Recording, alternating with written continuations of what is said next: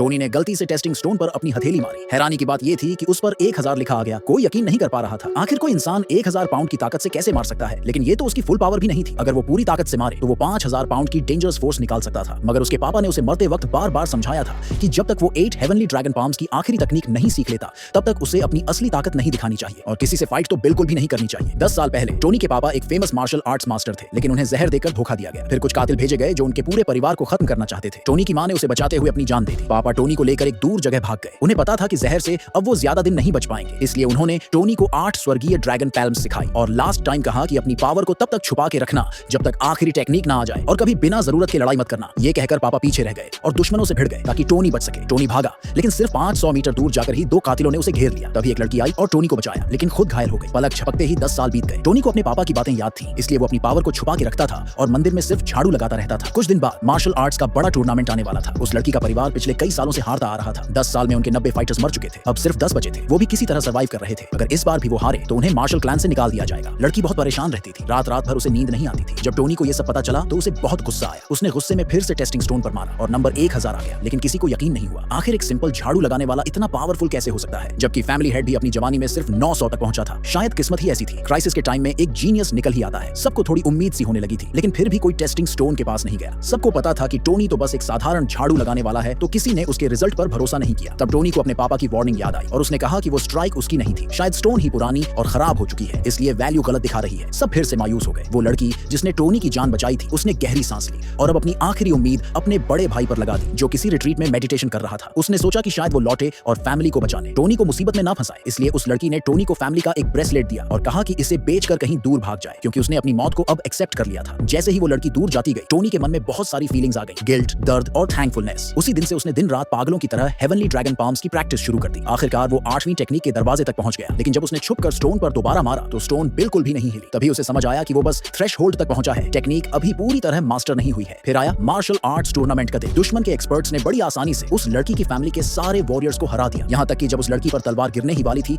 तो उन्होंने उसे लात भी मारी। उसी लास्ट मोमेंट पर उसका बड़ा भाई जो मेडिटेशन में था फाइनली वहां आया। सबके चेहरे पर उम्मीद दिखी, लेकिन जैसे ही वो रिंग पर चढ़ा वो दुश्मन के सामने घुटनों पर बैठ गया और फैमिली की बुक्स और मेंबर लिस्ट दुश्मन को सौंप दी। तभी उस लड़की को रियलाइज हुआ कि जिस इंसान पर उसने सबसे ज्यादा भरोसा किया वो तो धोखेबाज निकला। उसने सबके गुस्से और गालियों की परवाह किए बिना ठंडी आवाज में कहा कि अब ये फैमिली खत्म होनी चाहिए और सबको दुश्मन के सामने घुटनों पर गिरकर जान की भीख मांगनी चाहिए। लेकिन फैमिली के लोगों ने मरना तो मंजूर किया पर घुटने टेकना नहीं। तब उस बड़े भाई ने खुद उन्हें मारना शुरू कर दिया ताकि बाकी को बचा सके। वो लड़की रोती हुई उसके सामने गिर पड़ी और रहम की भीख मांगने लगी, लेकिन उस गद्दार ने उसे बेइज्जत करने के लिए कहा कि सबके सामने अपने कपड़े उतार दे। उसी पल टोनी का सब्र टूट गया। उसने एक जबरदस्त किक मारी और उस धोखेबाज को हवा में उड़ा दिया।